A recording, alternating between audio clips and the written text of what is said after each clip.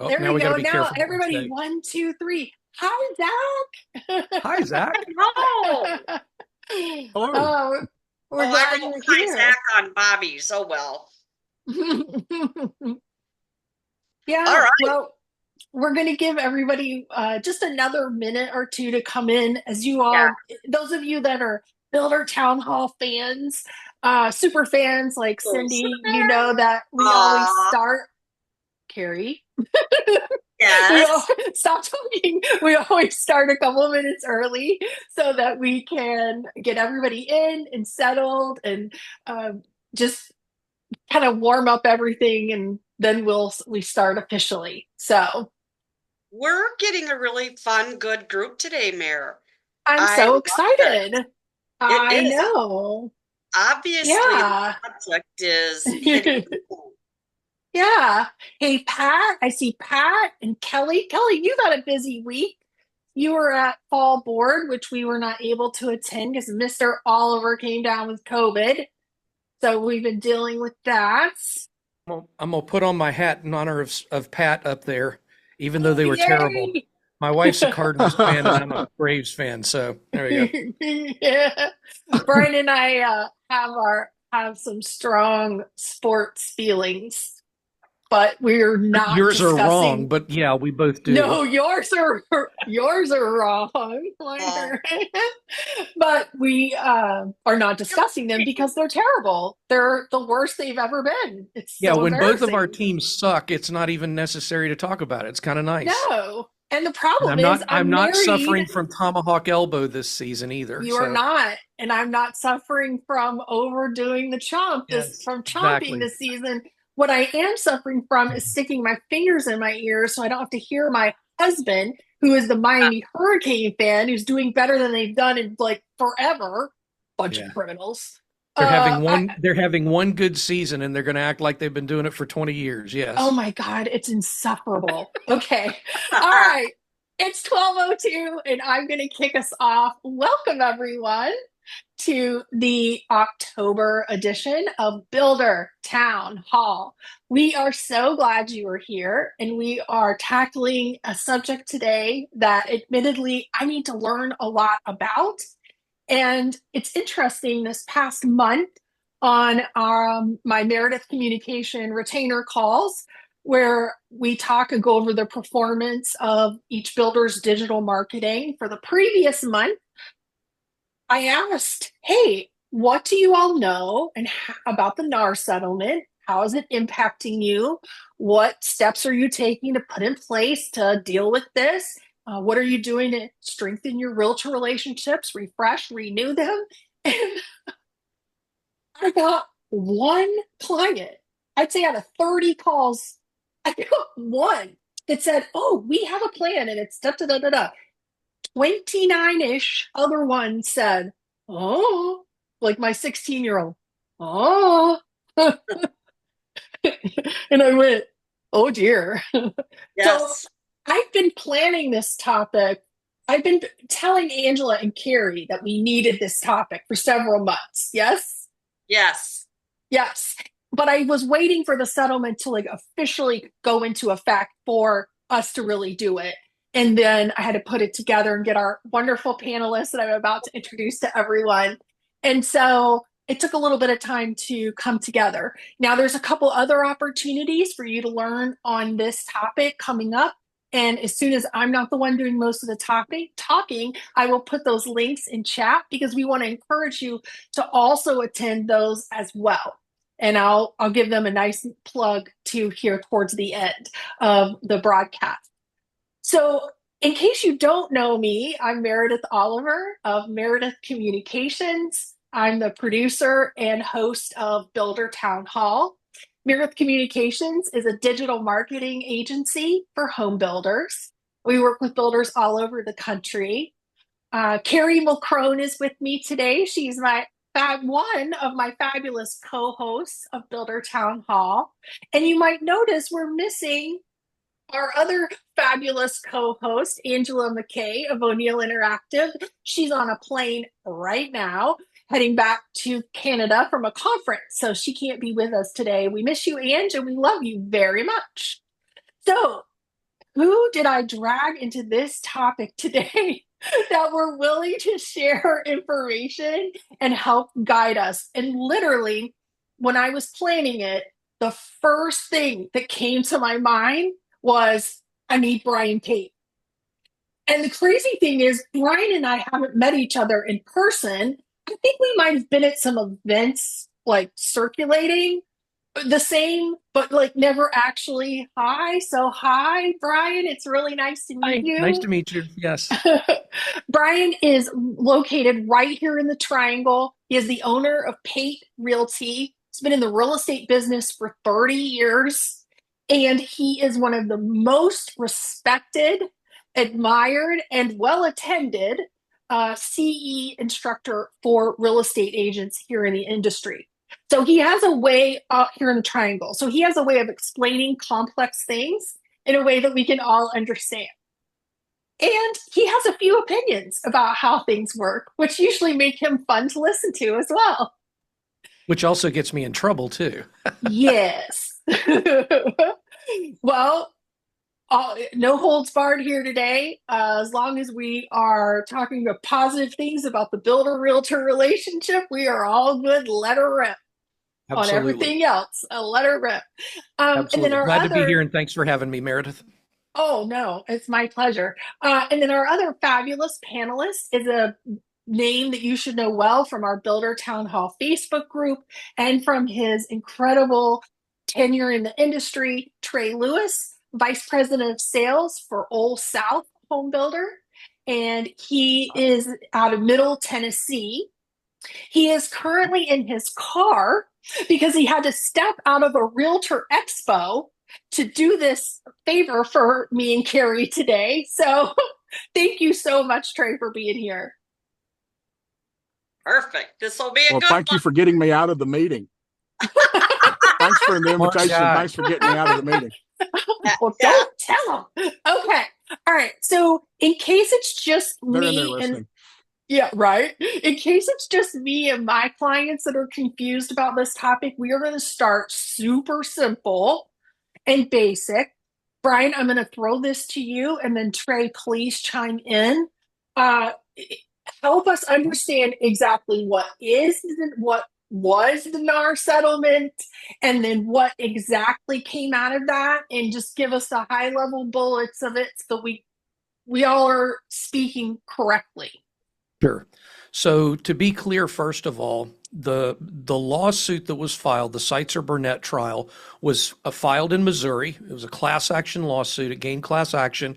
And we've been dealing with this since about 2016, to be quite honest with you. That's when it first started happening. And many states actually adjusted their listing agreements and their buyer's agency agreements way back then because they saw some changes that need to be made coming down the pipeline. Of course, those of you that have been in the National Association of Realtors, you know that the Department of Justice and NAR haven't always gotten along so well because of the fact, I mean, if think about this, this is the way that the real estate business has operated for years. Imagine that you have an attorney and you're getting a divorce, and you talk to your attorney, and your attorney says, all right, my fee for your divorce is $10,000. But I also need to collect another $10,000 because your spouse deserves the right to be well represented. So we need another $10,000 for you to pay so that they can be paid to represent your spouse. That's what we've been doing for the last 30 years, folks. 1994. If you've been in the business as far back as then, you remember the Edina real estate lawsuit in Minnesota, Edina real estate in Minnesota, Edina, Minnesota, right outside of MSP. And that was all because a buyer who was making an offer on a home ended up feeling like she was not represented. Well, she wasn't. Back before all of this buyer's agency stuff, everybody represented the seller, and it was always disclosed that everybody represented the seller. That changed in 1994, and states all across the country began to change their rules. Some states allowed buyer's agency, some states allow transactional agency, some have fiduciary responsibilities. So you had all of that coming into play. What happened with the lawsuit was basically home sellers said, we were forced to pay the buyer's agent fee, and realtors colluded to keep those fees at the same level and to continue those going higher. Prices go higher, realtors make the same amount, et cetera, et cetera. For those of you that remember back in about 2001, when Redfin started popping up everywhere, their CEO went on 60 Minutes and was talking about the sacred 6% commission. That was literally the title of the piece. Well, that in itself was antitrust. And so that's where all of this is coming from. And the problem is that when we lost the lawsuit, it then became an issue because under Missouri state law, if you're going to file an appeal, and if you remember I believe the total was about a 1.6, 1.7 million. I don't remember because we've gotten so far past it, but it was a settlement of 1.6, 1.7 billion dollars. Well, in order to file an appeal in the state of Missouri, you have to put in escrow 3 times the amount of the settlement. Well, that would have wiped out the National Association of Realtors because they didn't have but about $2 billion in cash and access to that kind of money, which is the reason they decided to try to settle. And so that's where this came from. And they agreed to 2 major changes in the real estate business. And it really comes down to 2 things. One, we can no longer advertise on realtor-owned MLS systems. That's important to remember. Realtor-owned MLS systems, we can no longer advertise what the buyer's agent compensation could be. So that's change number 1. Number 2 is that we have to have a buyer's agent compensation conversation. Don't make me say that 3 times fast. Buyer's agent compensation conversation before we tour the home. So the definition of tour is simple. If you remember the threshold rule that exists in most states, the first time the buyer crosses the threshold, there must be a written, important word, written agreement in place. Here in my state in North Carolina, we've been able to operate under oral buyer's agency from the first substantial contact as long as we made that a written agreement before we wrote the offer. We can't do that anymore. We have to have a buyer's agency agreement literally signed in North Carolina. And that's because the state of North Carolina, the Real Estate Commission here says you cannot go into a property without representing someone formally. And so you either represent the seller or the buyer. And now with NAR saying you have to have a written agreement, we now have to put that in writing before we cross the threshold. So those are the 2 major changes. The challenge with it is like anything, whenever there's change in the real estate industry. And by the way, for those of you that remember things like the rise of buyer's agency in the mid-90s, and you remember the downfall of the dot-com era in 1999 and 2000, the 31 of the 57 commercial sponsors of the Super Bowl in 1999 were out of business by the end of 2001 because of the dot-com bust. We had in 2003, 4, and 5, we had the fastest building we had ever had. There were 1.6 to 1.8 million new construction properties built every year. And then all of a sudden, 2006 hits and the bottom falls out of it. Everybody knows the story of the subprime market and things like that. We continue to operate. Anybody remember sending out, us realtors sending out notifications, sold in only 163 days. And so by the time 2007 hit, people were seeing over the next 3 years, 2007, 8, 9, people were seeing 18, 25, 30, 40% loss of value in some of the bigger markets. You go down to Miami, San Francisco, New York, Dallas, you saw a lot of those high-end condos that would have been bought for $10 million 2 years early selling for $4 million. So, and then we dealt with, in 2011 and 12, we started dealing with the fallout of all the financial challenges that happened. And then, and anybody remember TRID? TRID came about and changed the way that we closed. Only in the real estate business can we take previously existing acronyms and make another acronym out of it. The TRID was the Truth in Lending Real Estate Settlement Procedures Act. And I basically told everybody TRID was an acronym for the reason I drink, because it was so complicated in that process, and attorneys had to change the way they do things. You fast forward to 2020. Anybody remember where you were in March of 2020 when most of the states in the United States began to shut down, and everybody was shut down by the end of March, and yet we still sold real estate.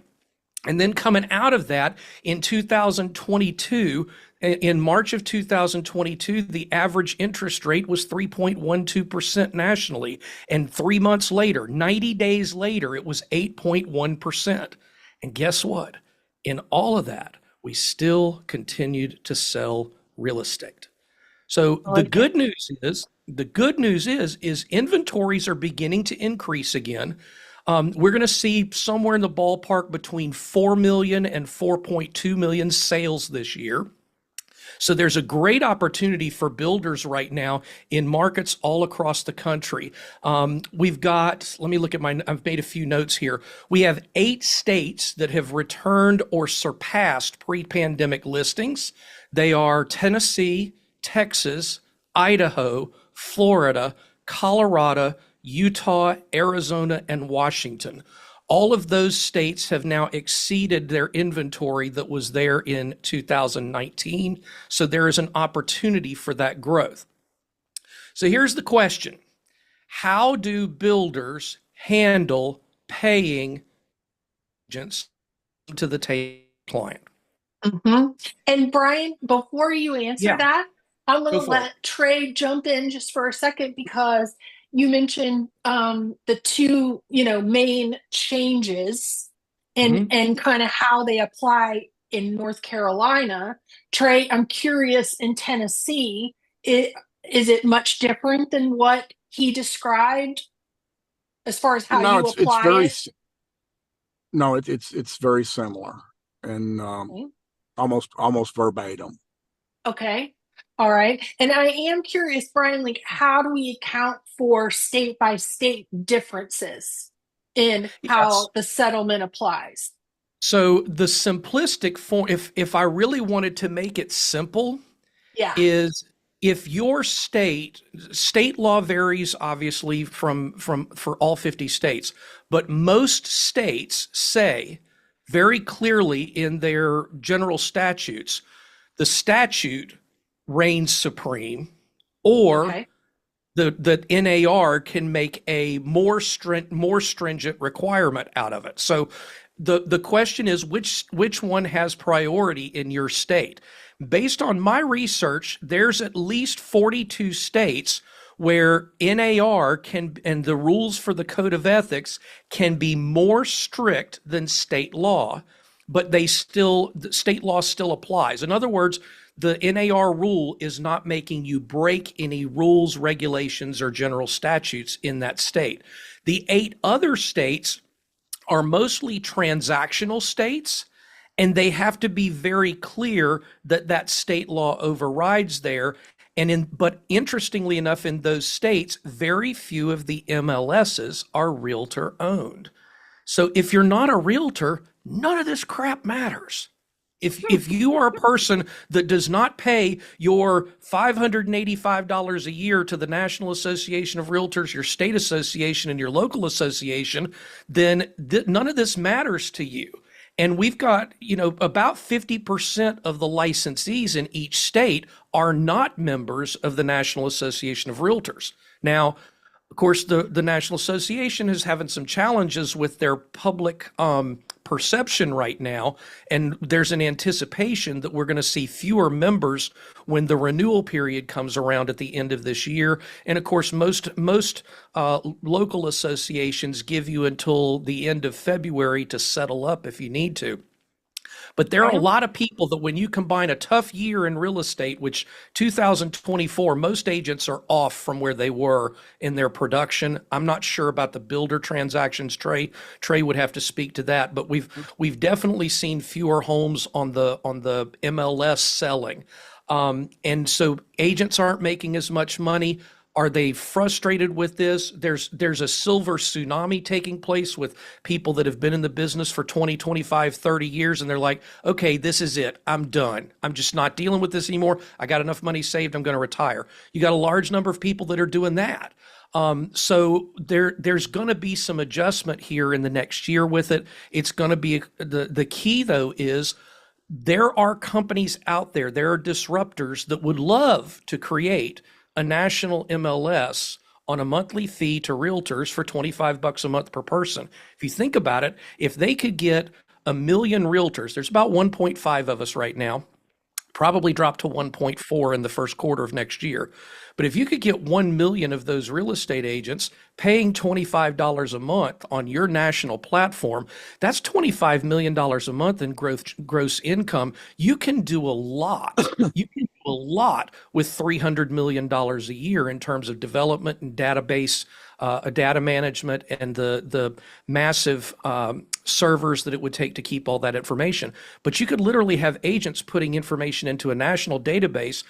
That $25 a month is saving them their $585 national dues plus their $150 or $200 a quarter in dues that they pay for the local access. So you're going to see a lot of realtors begin to move away from being realtors and become real estate agents, because contrary to the public's perception, they are not the same thing.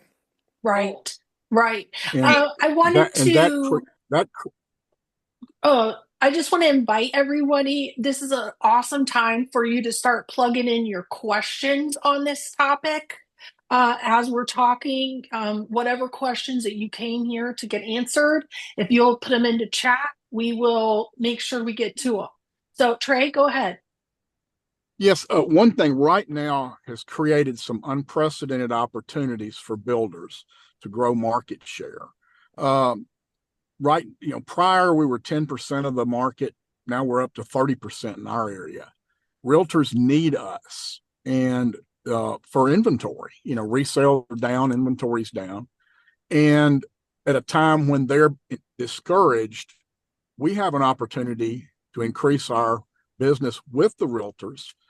At the same time, we have the opportunity, if we present ourselves correctly, to increase our unrepresented buyer, which is a profit source. Let's talk about the elephant in the room.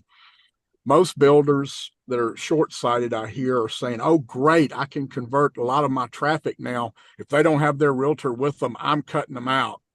Let's don't get mad at our money.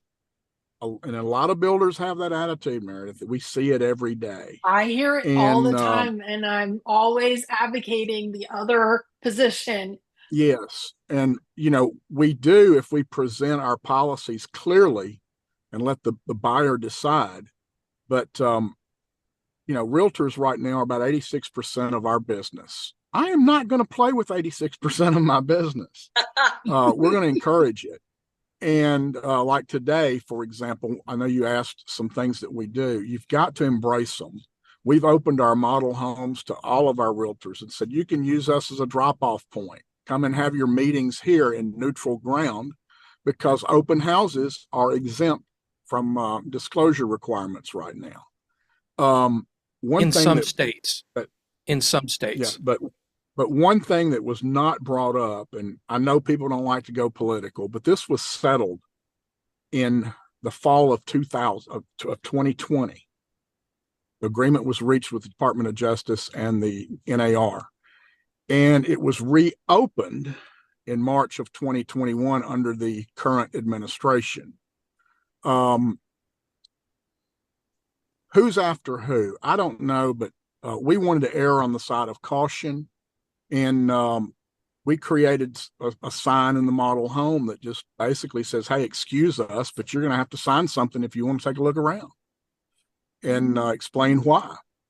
And then we also have a 1-day disclosure where, hey, you're coming in our model home. Our agent represents, our agent represents us, the seller, and you are here represented by a realtor, either accompanied or unaccompanied, or you're self-represented. And I use that term just as a advantage to us. Are you self-represented, or are you represented by somebody else? And this is only good for today during this visit. You can change it tomorrow. We don't care if you come back. And that way, we have to look at our agent's liability. I'm not worried about the general brokerage agent's liability with their disclosures and their agreements. I'm worried about my own in the event we get shopped or audited. And by having everyone signs the form, we're in compliance, and I think the buyer has an understanding. Well, and The other thing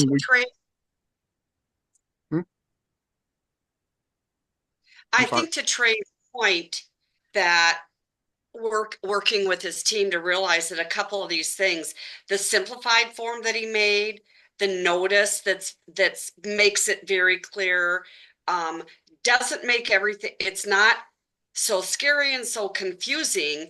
And the terminology that this team uses is, are you self-represented, has gone over well. That people are like, they think about that and they go, yeah, I am, for today.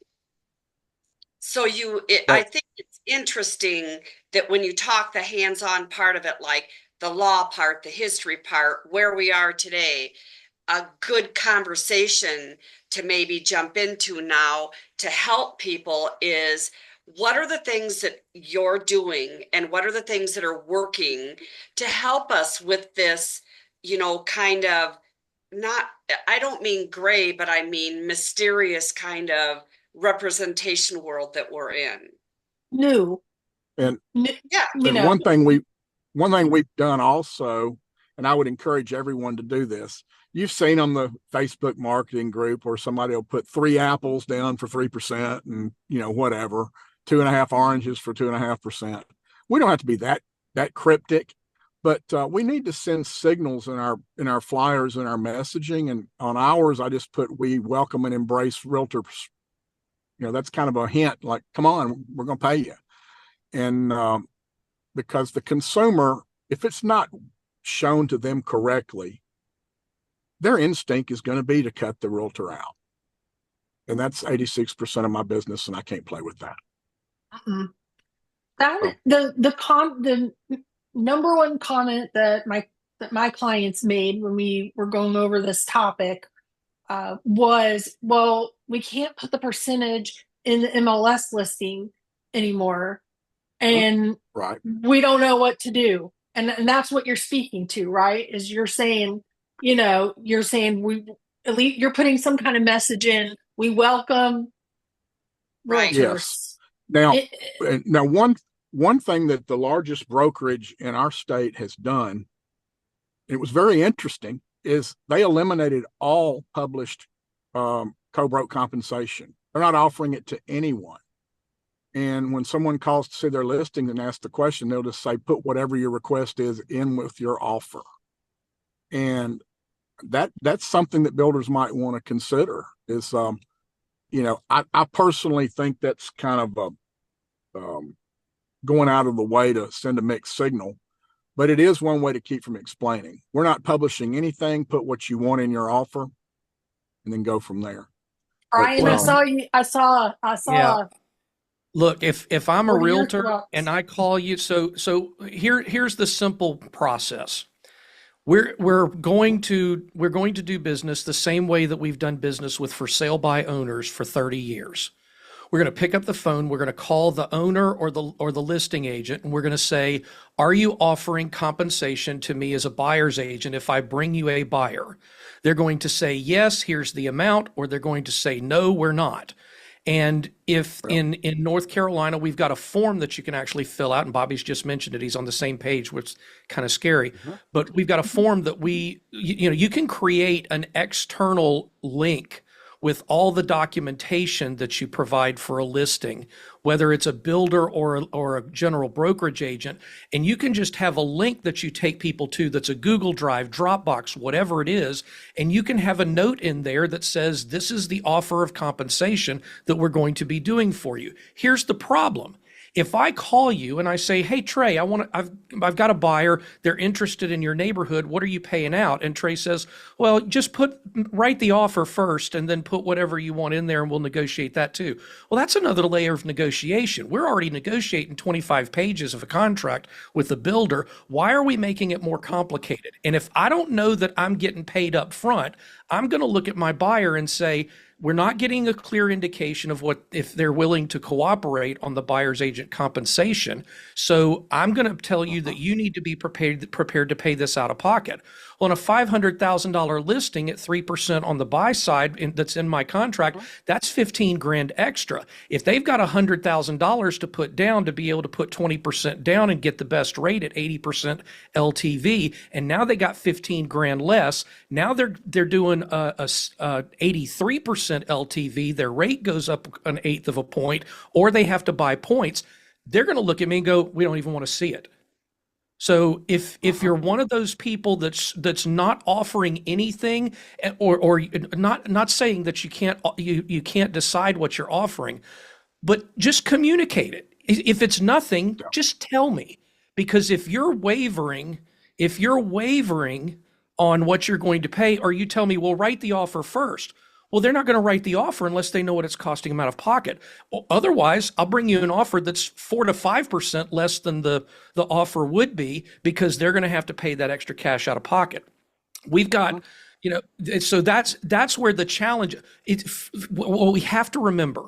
There's going to be a lot of innovation over the next 18 to 24 months. There's going to be a lot of people trying different stuff, and they're going to do it. They're going to measure it. They're going to refine it to figure out what works. And we're eventually going to get through this. And in 18 months, we're not even going to be remembering that we ever dealt with all of this crap. It's going to be like Y2K is today. Nobody remembers it. But the challenge is, anybody remember the Staples commercials from years ago where they had the easy button? This business is already hard enough, folks.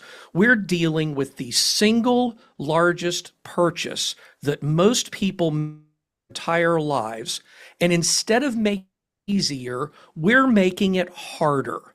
What can we do? Look, the clients are going to buy. They're going to buy something. They're going to sell something.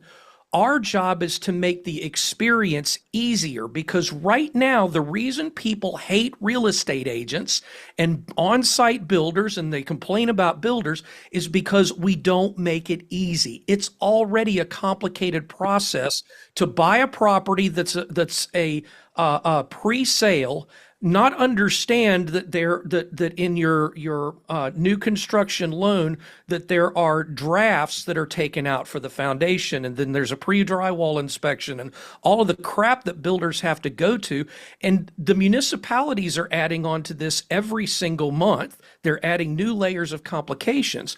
So why do we do things that make it more complicated? So I'm recommending, if you're not sure what you're going to pay, just tell people you're not paying anything, and lower the price of the home by 1%, and make your extra profit margin off of it. The buyers are still coming, because in my market, if you go down to Bobby Carroll's market in Johnston County, North Carolina, 63% of the market is new construction. So what the builders are doing is they're doing a slow play. If you were playing poker, they're doing a slow play. They're sitting here going, okay, we're going to get 5 units coming out of the ground, and they're going to start at 450,000. When we get to the point where we put, where we've got the roof up on this one, we'll start the next 5, and they're going to go up 15,000. And then when we get to the walls and roof on this one, we're going up another 15,000, and they're continuously climbing, because there's no resale market to speak of in this market, and the average resale home's already sitting on the market 61 days. So all of that combined, folks, is already making this complicated. And I'm worried that if builders say, well, we'll talk about what the compensation is once we see your offer, that's going to cost you business, I'm afraid, if you do that, because the consumer's tired of seeing real estate ads that don't put the price on the frickin' home. Do you really, if you think that that's actually drawing your business, it's actually, excuse me, I'm going to be there, Meredith. It just pisses people off. And we've already got a situation where 84% of consumers in the most recent Gallup poll in 2023 ranked realtors and home builders as two of the least trustworthy people in the occupations, and we are below used car salesmen, attorneys, and congressional or Congress. Think Okay, about that for a minute. Okay, That's we how got it. people, Now we need to lift up our conversation here Well, because we went to where I think the good thing, Brian, that you're speaking to is that let's not complicate things for the buyer. Let's, correct. in our litigious society, part of what I want us to talk about is, and you talk about the experience, is that when a customer comes to your model, how do you make them feel comfortable and welcome? And what are those kinds of things that we do? That's number one. The buyer should have the best experience. If we've got stuff behind the scenes that we need to deal with, we'll deal with it. But it needs to be drama-free at the front door with the buyer Absolutely. experience. 100%, Gary. And Carrie, I think you can attest that no one makes buying a home any simpler than we do. Nobody does. If you have that I know of. if you have $100 bill, you can contract to buy a house. Yeah. You know what? These guys are in a world of their own, let me tell you. And at 500 homes a year on a bad year, they still are selling them one by one through Trey with his sales team. So, but what I really wanted to help today is when I get asked all the questions is, Carrie, what do we have to do and what can we do? Like, where is the difference between have to, can do, should do? Because we do live in a litigious society. Like when Meredith held up the simple form, that Trey has made for his. What's the simple answer? What's the warm part? Like if I'm teaching and they come in, I teach them in the very beginning that I'm so excited that you came today. I've got so much to show you. But what I don't want to do is miss what you came for. So what's the most important thing for you to see or learn today? Okay, so is that all gone? Because, the first thing we have to do is you've got to sign this. Is that a fact? And in some states, yes, that's exactly what it is. We have to get married before we date. Yes. Okay. And so, Trey, is that is that for you? Is that true for you? Not, I wouldn't call it a marriage. I would just call it a statement of, hey, I'm here. I do have an agent representing me. They're with me or not with me, or I'm here representing myself. But we're just letting the buyer know that our agent is there representing the seller and is there to serve them in any way possible. Okay. All right. I think that we're getting to a point, and I know that some builders here in the Triangle, at least, are doing it. And I know some in Charlotte are doing it, and others in Atlanta and Columbia. They actually have a sign at the entrance of the neighborhood now before you actually go into a house. The on-site agents here represent the builder, and they're doing that again to make it simple. And you can have. If your sign at the front of the neighborhood just says, please keep in mind that the agents on site represent the builder. If you have an agent, we will honor that agency agreement and work together with that agent. And then you can have all the other details on that, once somebody gets face to face with you. And again, that makes it simpler and tries to make it easy. Now, we all know, for those of you that are women married to a man, like my wife does to me, if she wants to hide something from me in the refrigerator, all she has to do is move it about 3 inches from where it used to be, and I'll never find it. So we've got to remember that many consumers won't recognize, they may read something, but they don't remember it. So you do have to reinforce it. When you're an on-site agent walking through a listing and giving them a tour, remember the operative word tour, triggers that relationship. So you do have to, or the disclosure necessity. But when you're touring a home with them, and they ask you a question. Well, I represent the builder, so I really can't give you advice on that. When they ask about, how would we do this? How would we do that? Well, that's where you have to be careful. Now, if you're talking about, hey, could we knock this wall out and put a window in here or whatever, that's a whole different ballgame. But when you get into anything that deals with financing, what the reason that they're moving, what their timing is, all of that is really confidential information that on-site agents should be careful, because if an on-site agent does not represent a buyer in the state of North Carolina and they say, well, what's your time frame? When do you need to be here? Well, that's confidential information that they may not want you to know because it's part of the negotiating process. Because if I got to be in a house in 90 days, you've got me over a barrel. So that all of these, and again, it's different from state to state.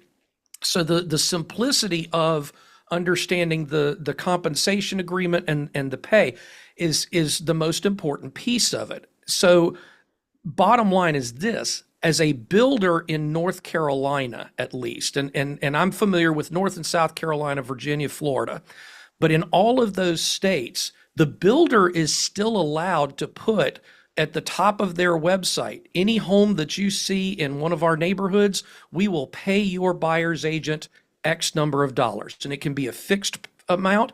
It can be a different amount in different neighborhoods from the same builder, perfectly legal.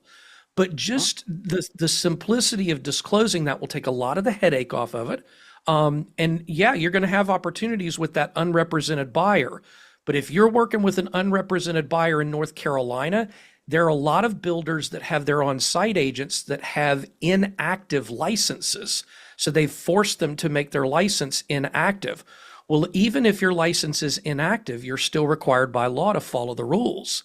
So if they don't have that sit-down conversation, and by the way, you can't do this after they walk in the house. That's where the problem is in some states.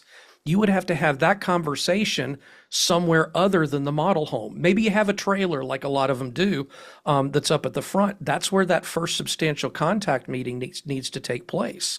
So depending on your state, you may have rules that change where you can have that first meeting.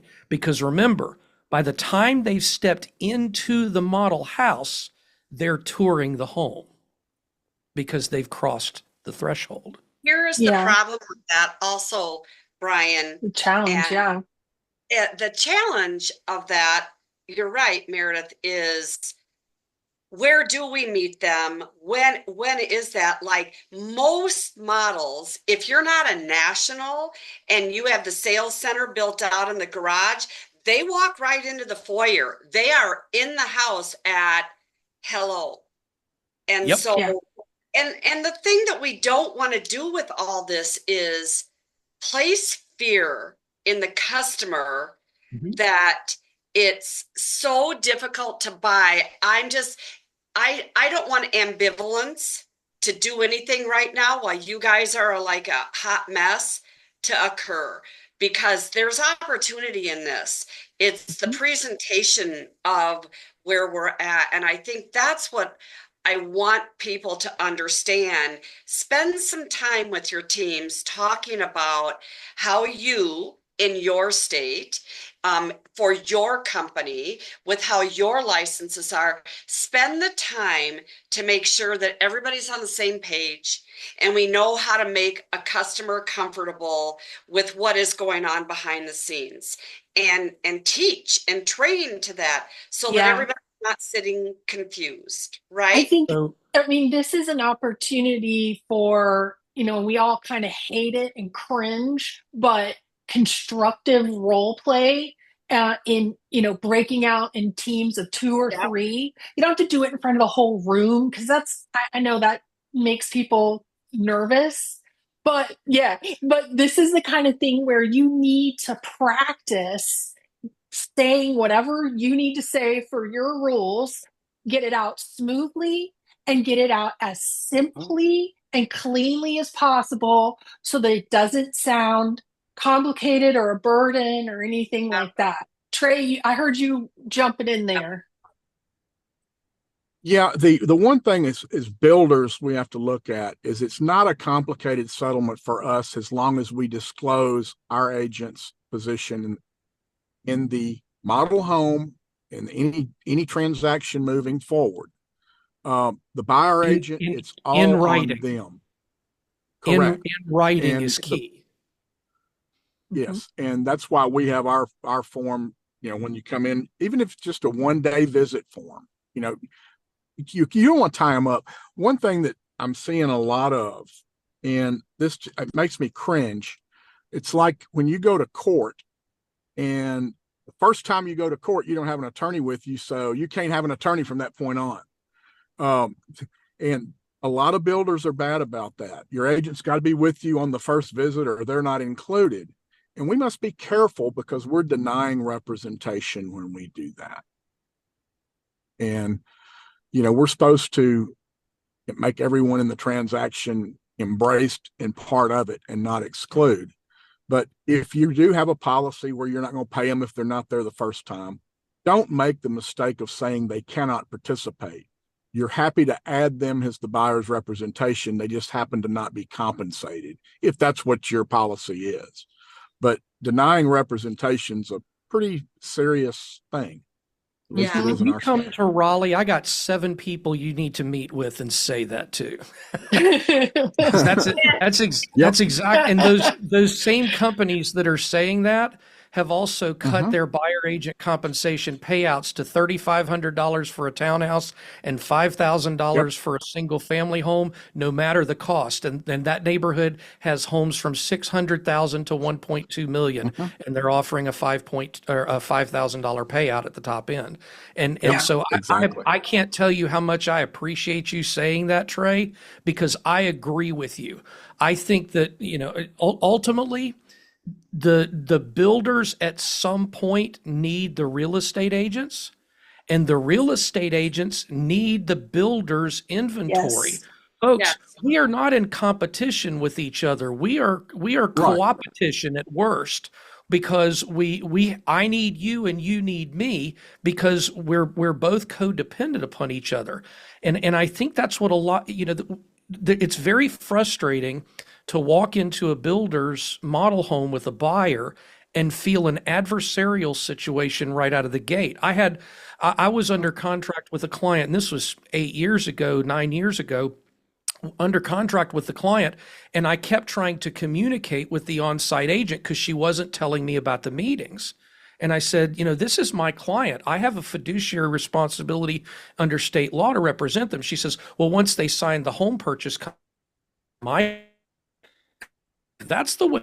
Brian, you're talking about Long the whole adversarial relationship Yeah. that in existence. Like, so I've done this since 1986, and I'm going to tell you that everybody playing nice in the sandbox is not a regular occurrence. However, with that being said, there has never been a time in all those years where there's a time where we desperately need real estate agents and their buyers. There are times when they desperately need us as builders. And so because of those times, that we need to understand what are the things that we do to support each other. And let's talk for like just about 5 minutes, if we can, on the things that real estate agents and new home sales specialists can do to be friends, to play nice in the sandbox, just as activities and events. Okay. You know, here, a funny thing, and I don't know why this just came out of my mind, but it did. So it was a long time ago, and I'm still just going to say it. I used to, when I was on site sales, if my model was located here and I saw open house signs for real estate agents and existing homes for like blocks around it, right? I would call those agents the week and I would say, hey, you've got an open house. It's not far from my model. If in fact they don't like what you have, send them on to me. And if I happen to get someone that they are not a candidate to build and they are looking for something in 30 days and I don't have it, I'm going to tell them I talked to an agent that's 2 blocks from here, maybe go look at that home. But reciprocity in a relationship, you know, let's do those kinds of things. have everybody be an ambassador for everybody.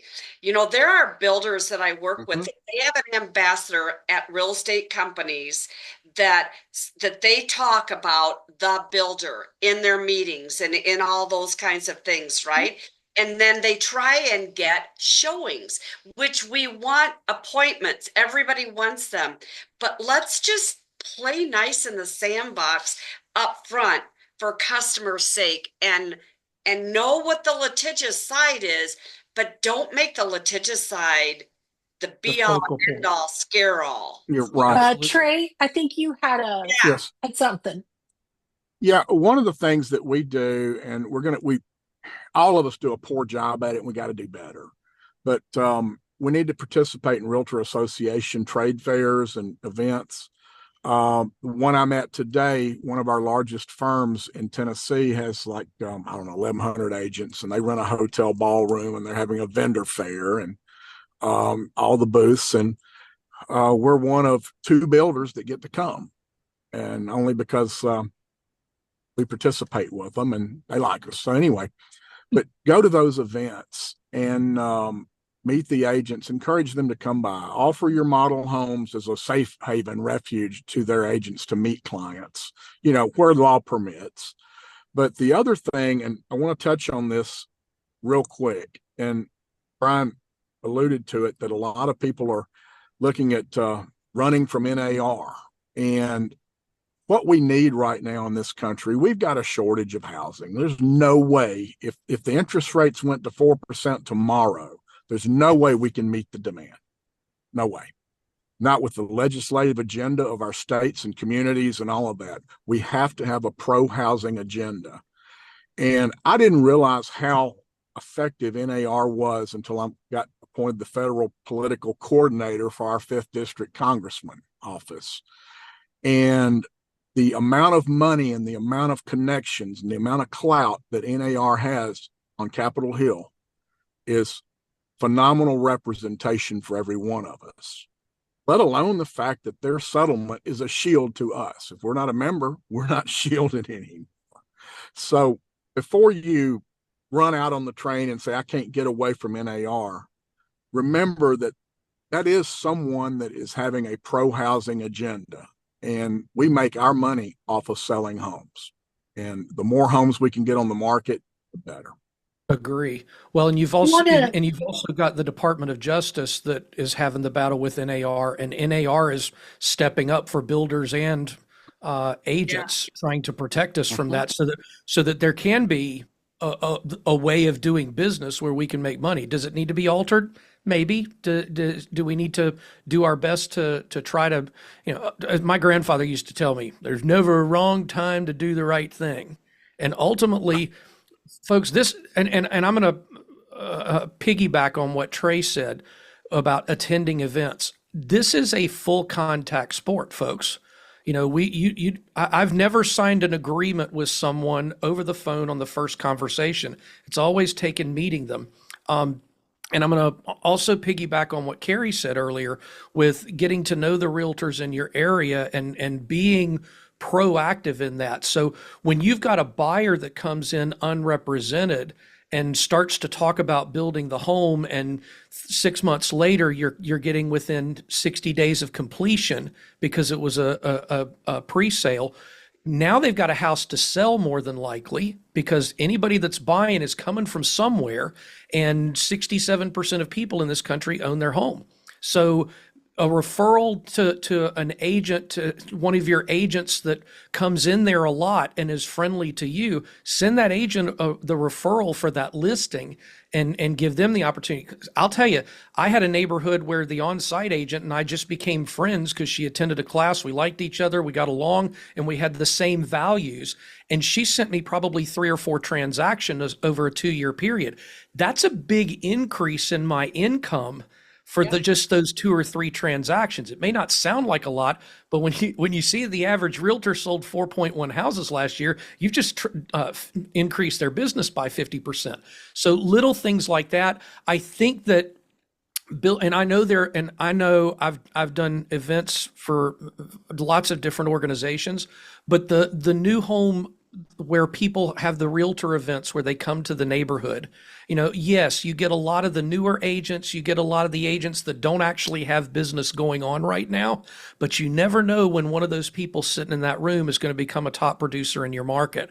So you want to get to know everybody. And I will tell you, realtors miss the builder events. Now, I always used to joke in my classes, you will never starve on a Tuesday in Raleigh, because that was the day that new home builders always did their events. But those opportunities to not only meet the on-site agent, to meet the builder, to meet the foreman, to meet the HVAC, the owner of the HVAC company, and all the different contractors that it takes, because it's literally, you talk about a village raising a child, it takes a village to build a house.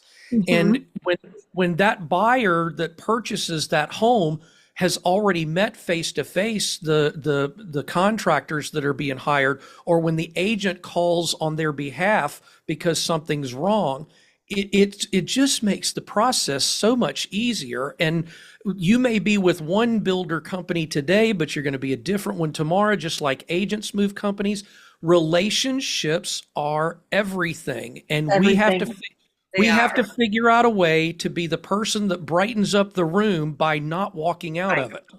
Brian, one of the things that you're saying, then I'm going to let him go, is I want everybody to remember that make people feel like I'm not just in business for today, I'm in business for tomorrow as well. So that it doesn't have to be, I just care about people for a long time, not a short time. Go, Trey. Brian and Trey, if you guys will look at the cute, well, you're in the car, it might be hard. I just did. At it right now. Okay, if you can you all reply? Can you type? Does it let you type answers to it? I was just going to verbally reply answer it live. and invite everyone. Okay. Yeah. All right. And then when you guys do that, then I've got like 3 quick marketing tips that will help everybody in what we've been doing for builders digitally to help get the word out to agents. We welcome you, and here's what our commission. So go ahead. We'll do that after. Yeah, Meredith. Mike Gibson reached out asking for the verbiage, and I did send Meredith the form we use that we ask our prospects to sign, and also the model home entry sign. You're welcome to share that with everyone if you like, or if you'd like for me to send you a copy, just drop your email in the text. And just the other thing, just harping on what everyone's been saying, people do business with who they like when they have the chance to. Just be likable. That's pretty much it. Thank you all. Yeah. So, I'll post, I'm putting in the chat now. I'm going to post the signage and agreement in the Builder Town Hall Facebook group. So I'll get that posted there so you can find that. Brian, you had something? Yeah, we've got a question in the question answer that I would like to address. There are 2 of them, and I think I could do it fairly quickly. As a builder developer, we're challenged with realtors offering us less than our listed price, and they want us to pay their complete commissions. You need to understand this is costing us profits. We should not be the only one paying fees. Totally agree. Clients should be paying a fee if they need professional advice. I have to pay my lawyers, travel agents, and many other services. The internet is your big problem, and a lot of consumers know more than the agents. Absolutely, yes, yes, and yes. However, if you're selling a $500,000 house and they've only got enough money for a 5% down payment on a conventional loan, and you're making them pay $15,000 in commission, just as an example, then that's going to put them out of being able to qualify, and that could, emphasis on could, cost you business. So you've got to weigh that back and forth. My thing is this: if you don't want to pay fees, just say we're not paying agents. And as long as we know that, we can deal with it. But just know that may cost you business from a buyer that may not have as much cash as others. And then the other question, Andy Hagan's asked this one, and it's a good one because we're starting to see a lot of this. Are builders asking for copies of the buyer broker agreements? It doesn't matter whether they're asking for it or not. That is a relationship agreement between the buyer and their agent, and they have no obligation to share it with you. So Right. I would like to just say a blanket stop doing that if you're a builder, because you have no right to it. And there are some trying to, again, some of the national builders around here are trying to wield their authority with it. And I basically told one CEO of a large building company, I said, you do that one more time and I find out about it, I'm going to report you to the Attorney General for limitation of competition, because you have no right to see my contract between me and somebody else. You have no right to it. So I think that I think that's a point of contention, and I appreciate you asking that. And then Zach Shabbat from Raleigh, my buddy from Zillow. At what point are commissions separated to keep it simpler for consumers? Seller pays listing agent, buyer pays buying agent. No more sharing. Is that possible? Yeah, it's possible. It's been possible for 50 years. The problem is first-time home buyers that have a limited amount of cash with prices at all-time highs simply don't have the cash to get into some homes, and they're going to need that assistance. So is it paid when there is a concession from the seller that may or may not be the builder? Yeah, it's always possible to ask for concessions. But I'll be honest with you, with the advantage that builders have with being able to create a relationship with a mortgage lender and do buy downs and the packaged buy downs, you guys have the ability to be 1% lower than the general market is, and you've got a brand new product. Most of the time it's got a warranty on it of some type. Accentuate those positives that you have, because you should be beating the crap out of the market around you if you can find a lender that's offering a 5.25% when everybody else in the market on a resale would have to pay 6.25. You're going to get more buyers out of that because you got a bigger, better deal. All right. So I know we're right at 1 o'clock, but I'm going to give everybody a couple just practical tips because we danced around it a little bit. But so how do you communicate other than when they walk in the door and you are happy to see them? And Carrie's talked about individual personal relationships with realtors. That's the way you're going to communicate to them what you're offering. But a couple of other ideas is the builder website. We are now creating it on our back end of our websites that we build so that per neighborhood, you could put in a realtor message. And that way it could be different for every neighborhood. So you can go ahead and just say, we welcome realtors and we're offering 3%, or we're offering a special 5% at this time. So we're making it very plain for the clients that want that on by neighborhood. If you're a neighborhood builder, or if you're wanting to do it by inventory home, it can even be done by inventory home instead of having that one global message at the top that kind of has to apply to everything. And you can't, it says we welcome you, but it doesn't really get to it. So that's one thing. The second thing is we're having a lot of our clients dust, like I'm calling it, dust off the realtor section of their website, because frankly, it was really neglected during the years during the pandemic, where we had so many homes, we couldn't build them, we sold so many. And it wasn't that we didn't love and want our realtor partners, it's just we didn't have to work as hard at it. And so if you go on your builder website, I bet right now your We Welcome Realtor page, I bet you it's 5 years old. The copy, the verbiage, like you need to get that page, spruce it up, get new verbiage on it. If you want to list your neighborhoods on that page, like all the way down, if you don't want to put what you're offering at the community level where consumers see it, but you want to put it on a realtor page, then go buy a community and list it. All right. And then my third and last tip is straight out of, I haven't been doing this 30 years. I'm only at 25. I know, I look so good. But I remember, and I bet everybody else on this thing remembers, the old realtor hot sheet. Does anybody else remember the one pager? I use a hot sheet daily. Hello, the realtor hot sheet is back. If you're a builder and you don't have a realtor hot sheet one sheet flyer that you build an email list to, that you send out. And again, these are people that are opting in and they want to receive this from you. You need a good old fashioned realtor hot sheet, and then ask your digital company to make that one pager an actual landing page, so you have a digital realtor hot sheet. And that could be on a hidden link that only your realtor partners see. Again, we're doing a lot of that. So it's not that you have to do any of these specific things I'm mentioning, but you've got to find a way to proactively communicate. And your website, your social media, your email, all of those are going to be your primary vehicles to go ahead and communicate to your realtors. This neighborhood is this neighborhood's that. We've got 15,000 off for the buyer, and we've got a 5% for you, and woo, let's go. And that's how you're going to make it happen. But unfortunately, and maybe now all of our clients, because a lot of them are always listen to Builder Town Hall. Alan, get ready. You're going to be busy. Only a few of our clients are taking advantage of these things on their website, and now maybe all of you will, and we'll be inundated, but that's okay. We'll get it done. But that's how you've just got to think a little more creatively, and you've got to be willing to communicate. All right.